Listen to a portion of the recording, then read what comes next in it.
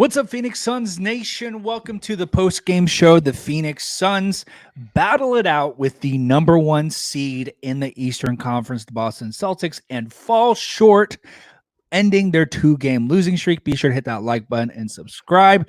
Let's jump on in. Kevin Durant delivers. Gorgeous move for Bradley Beal. Personally, I feel like that brother needed help. Devin Booker with the clutch three. Oh boy, the Phoenix Suns lose by 10 to the Boston Celtics. Like I said, ending their two-game losing streak. They're back-to-back. But in great, awesome, incredible news, Kevin Durant continues his hot streak. Scored 35 in back-to-back games on that two-game winning streak that I was talking about. But on a sour night where we came up short, obviously, freaking Kevin Goat Durant goes off on the Boston Celtics and drops a season high, yes, 45 points on the number one seed. This dude, he gave us a master class. It was a master class for Kevin Durant, and it was so much fun to watch him despite the losing effort tonight from the Phoenix Suns. It was incredible seeing this man go off. I mean, nothing could stop him. He was hot. He was 18 of 26, 4 of 7 from the three-point line, 5 of 7 from the free throw line. Or, sorry, I reversed that. 4 of 7 from the three-point line, 5 of 7 from the free throw line. Just absolutely incredible. Ashton, what are your initial reactions to this loss? Yeah, KD was out of his mind this game. He was bonkers. I was cheering him on. I just want to see magic happen on my screen. But unfortunately, I cannot say the same about some of our other players tonight. Boy, yep. Tell me about it, man. I mean, so here's the thing. I'm going to approach this in a different way. And I'm actually surprised about how I'm reacting to this game. We only lost by 10 to the number one seed in the Eastern Conference. I'll take it. I'm weirdly optimistic, and we lost without Devin Booker. Now, granted, they did not have Kristaps Porzingis. So we were kind of equal but Devin Booker is not equal to Porzingis. Like Devin Booker is a really pivotal part of the team. So take that out of the equation. I like where we stand, especially knowing that we're going to see this team literally this upcoming week. Wouldn't you agree? Oh, yeah. Yeah. And also on top of that, we're talking about the masterclass from Kevin Durant. Talk about the mother flipping disaster class from the rest of this team. If your name's not Yusuf Nurkic or Bradley Beal. Oh, my God, this team was awful tonight. Kevin Durant was out there by himself with Bradley Beal. Bradley Beal scored 25 points. So him and KD combined for 70 points, 70 of the 107 points. So that means 30. The rest of the team made up 37 points of that. And 13 of those was Bol. So 24 points went to the rest of the team. The rest of the team scored. The rest of the points were scored by KD, Grayson Allen, and Bol. But God, Eric Gordon was awful tonight. Royce O'Neal. Now I can give Eric Gordon a little leeway, right? He's the sixth man. He's coming off the bench. But when you are a starter, especially for Royce O'Neal, look, we've been singing Royce O'Neal's praises for the past week or two, ever since he came onto the Suns. But tonight, an abysmal game. Oh my gosh, this dude couldn't hit the right side of a barn. He could not make anything. This dude was colder than ice. He was 1 for 9, 1 for 6 from the three-point line. Terrible. Just awful. And Grayson Allen was ridiculously hot the past two nights. Just a three machine. And tonight only scored 7 points. And he was 0 for 4 from the three-point line. And Eric Gordon, remember earlier in the season, was complaining about like, all I do is shoot. I need more minutes. This dude was given the ball 3 times. He never made a shot, and he was 0 from 2 from the 3-point line, missing a pretty critical 3-point shot later in the game in crunch time that could have cut that lead because the Suns were persistent. They kept coming back. And oh my God, I don't know why David Roddy was on the court tonight. I don't know why he even saw it. This dude has one of the worst jumpers I've seen. He was 1 for 5 tonight, 0 for 3 from the 3-point line. And don't even get me started on Saben Lee. Oh, the list goes on. It was only KD, Bill, Bol, and a little bit of Nurkic with this double-double tonight. You look at Saben Lee's stats. While we're here, we'll talk about it. Saben Lee, 0 for 3 and a 0 for 2 from the 3-point line. Totaled 4 minutes, but 4 minutes was too much for Saben Lee tonight. That man, Vogel loves his players, and he gets attached sometimes, but he cut it on Saben Lee tonight. He's like, I've seen enough. Get off the court. And no Thaddeus Young, no Ish Wainwright. But what led to the loss tonight, Ashton? Give us your analysis. Why did the Suns lose by 10 tonight? I mean, a lot of things. Okay, so we played all right. All right. We had our moments. We had our moments defensively. Okay. We had many runs where we cut the lead to like 5. Very true. Very true. 3 times. Very true. But unfortunately, we just couldn't hit any shots. And some of them were open. Mm-hmm. Mm-hmm. Like if Royce O'Neal just made 2 more threes and went like 3 of 6, we would have had a decent shot at winning this game. Yeah, I agree. I thought the same thing too. I'm looking at Saben Lee. I'm looking at David Roddy. I'm looking at Eric Gordon. Forget those guys. Forget Saben Lee or forget David Roddy, because those are the guys you don't expect to make a 3. Like I'm not gonna be too mad at them. I think they took too many shots today. Granted, they were kind of forced to, and credit to the Boston Celtics for forcing those 2 guys to make a shot. But I'm still pointing the finger at Eric Gordon and Grayson Allen. They just got to be better. Combined Grayson Allen and Eric Gordon, they didn't make 1 3 with both of them combined. And those are our shooters. Those are the guys that we brought in specifically to shoot, to make shots. And they didn't make any tonight from the 3-point line. Grayson Allen went 3 for 8 and had 7 points, but a -16 in the plus-minus column. And he's a starter, so the standard's higher for him rather than Eric Gordon. But yeah, tough shooting night because the Suns went 9 for 31 from the 3-point range, while on the other side, the Celtics went 15 of 39. But 9 for 31, it's simple. I feel like we're repeating ourselves here, but like you're just not going to win a basketball game against the number 1 seed in the Eastern Conference when you go 9 for 31 from the 3-point line. Oh, yeah. Now, I'll say this. The Boston Celtics did go 3 for 13 from the free throw line, so they were pretty bad, and, they kept it close. They gave the Suns opportunities. Yep. So do you think that if we had Booker tonight, this would be an absolute win? See, we lost by 10. I don't know. It's so hard. I don't know. For me, it's so hard to answer questions like that because it's just like, maybe I think we would have been well-rounded because I do believe we were missing that third member, that third attack, because Bill and KD came to play, especially KD. I mean, KD went off, and Nurkic gave you what you expected Nurkic to give you. So I'm not mad at Nurkic. He gave you a double-double tonight, 11 points, 11 rebounds. But yeah, you take out Royce O'Neal and you plug in Devin Booker, which Royce O'Neal's in the starting lineup because Devin Booker's out. I like our chances. The Celtics had a pretty strong night. If we look over at their stats here, Jaylen Brown, 27 points. Jason Tatum had a pretty strong night as well. Al Horford, 12 rebounds. That was kind of one of the things that I saw earlier in this game that I was like, oh my God, here we go. And it was rebounding.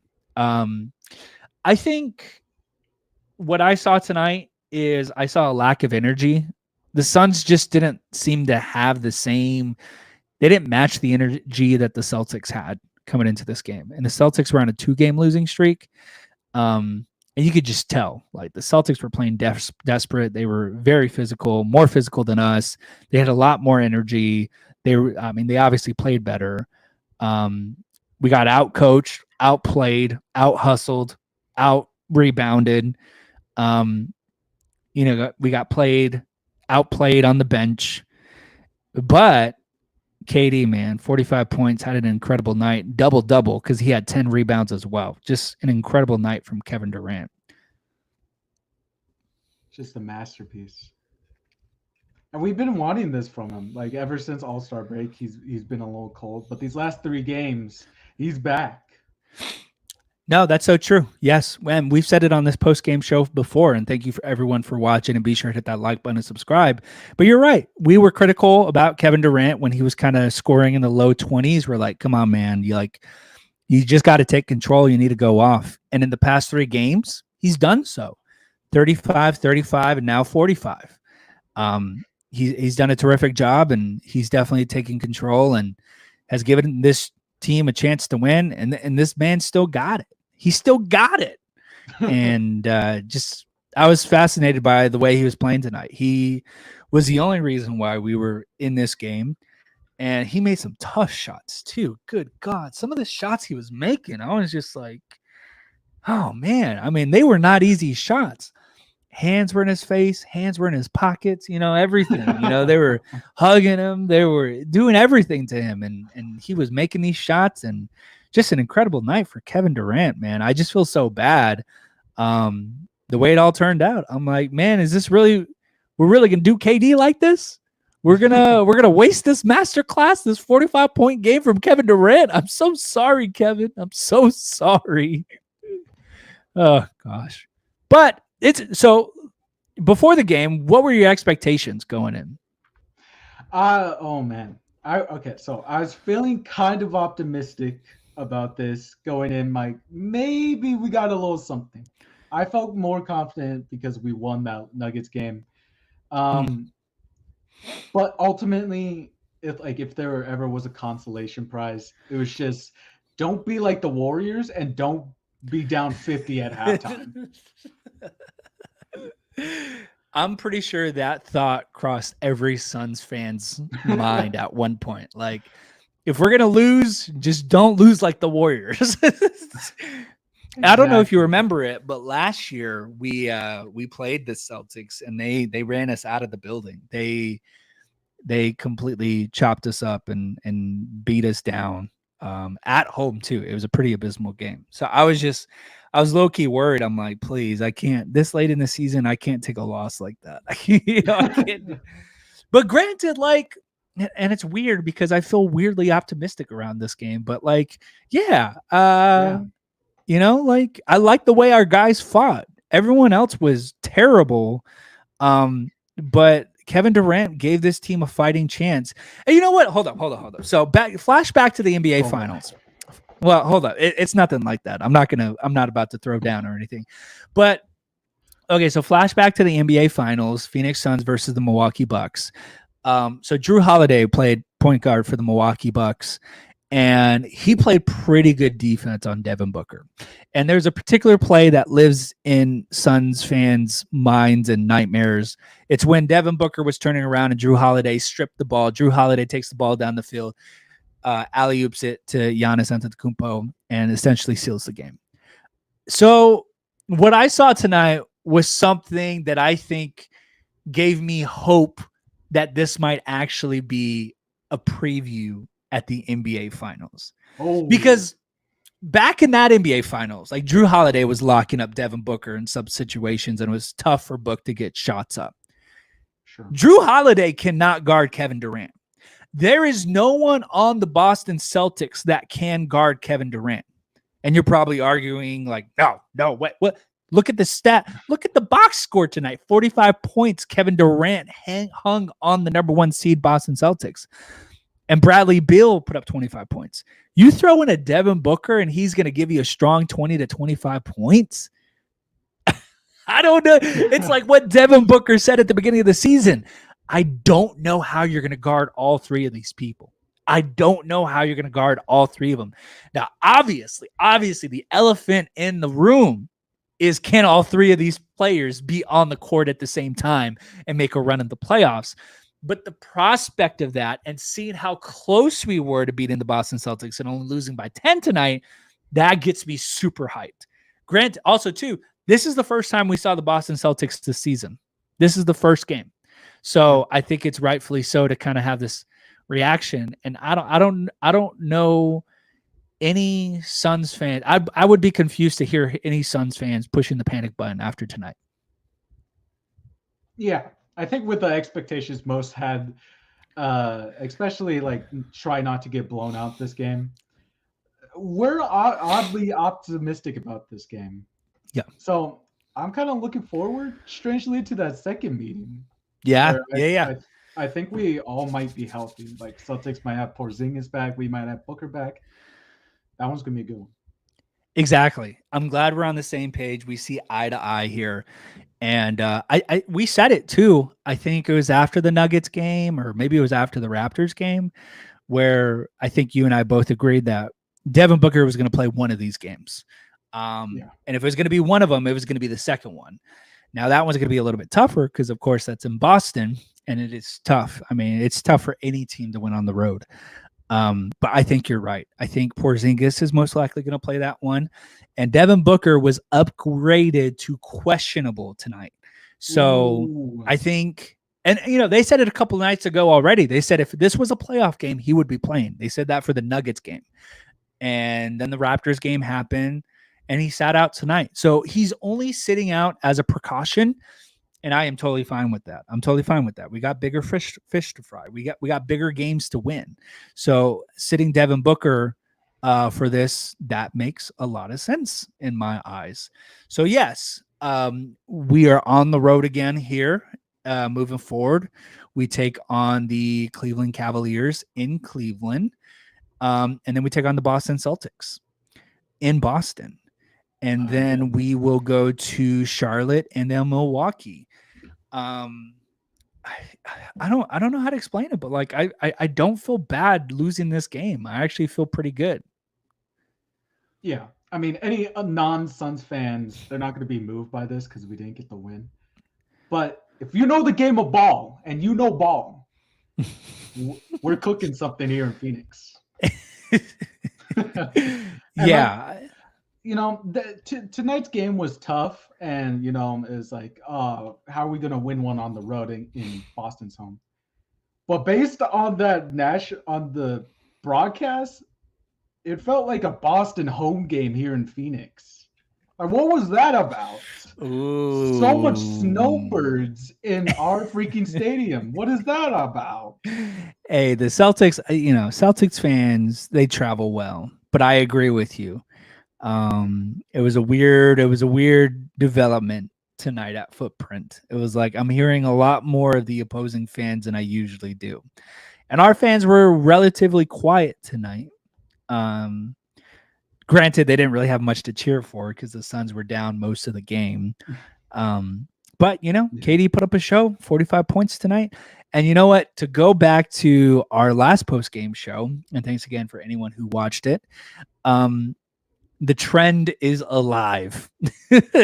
So after the All-Star break, we lost 2, we won 2, we lost 2, we won 2. Now we're back to losing. So if the trend is correct, that means we drop a game in Cleveland. But that means we come back and we beat Boston and Charlotte. We should have never spoke of that. The trend is alive. No. But obviously we're not going to go around the table and ask who our player of the game is, because obviously it's Kevin Durant with the season high 45 points. But if you could pick out one player tonight, Ashton, that you would have expected to play better, that you wanted to play better? Who would it be?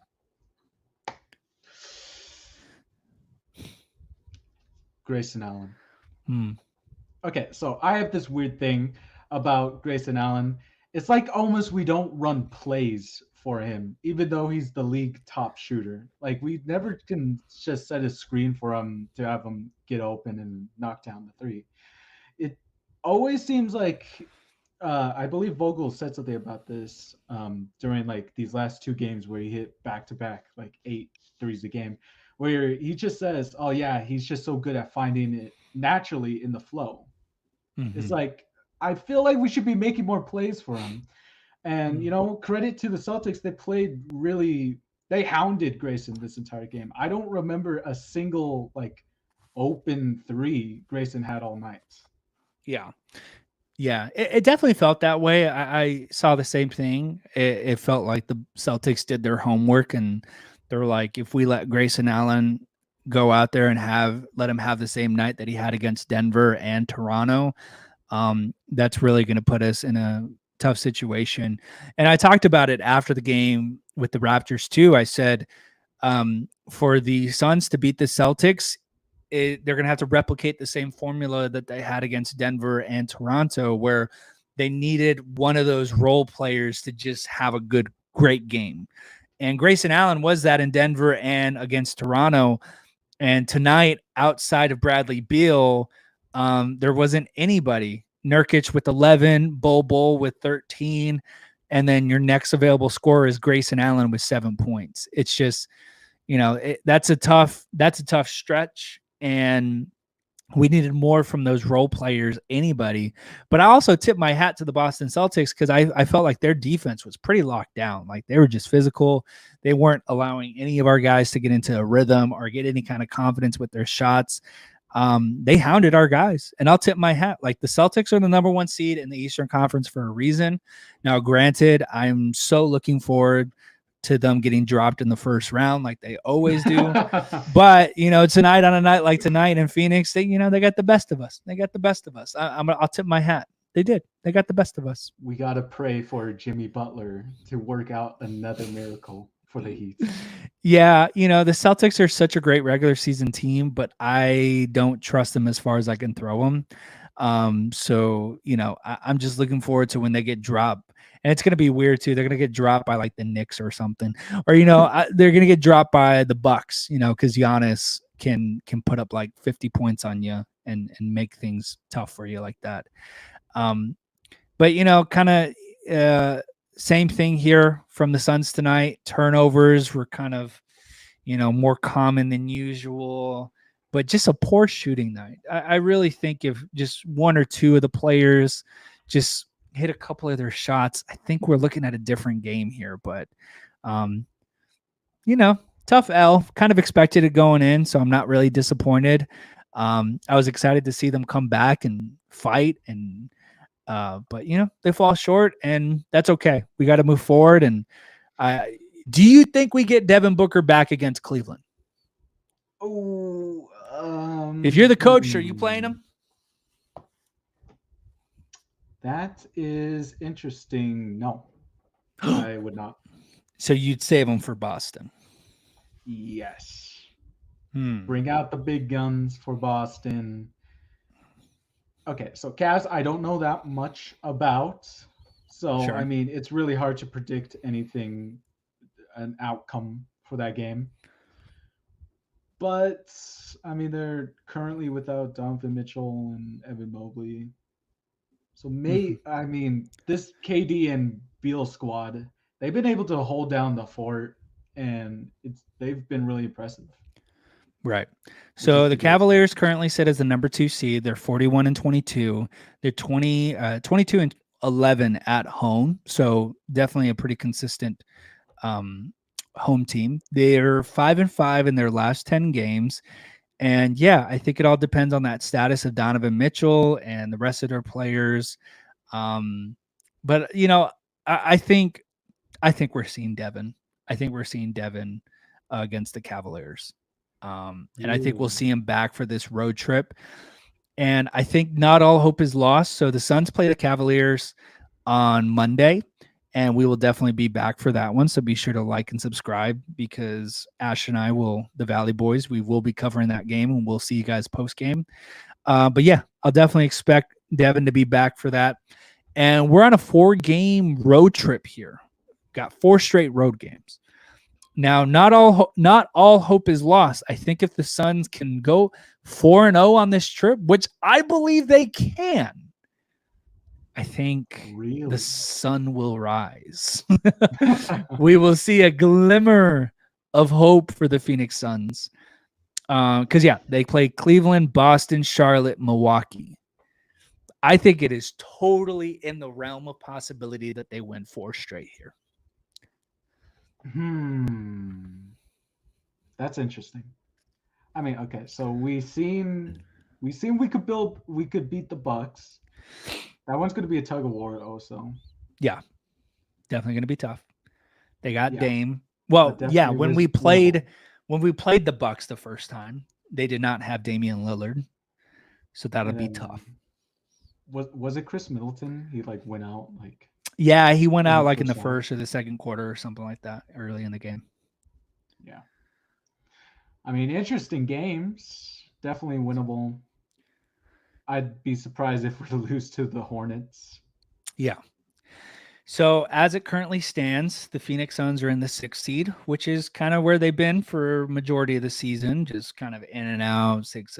But this is where they can really make their staple. So to me, I think we kind of went through the rough patch. I mean, we're kind of still in the middle of it, but we're towards the end of it because we played OKC, we played Denver, we played Boston.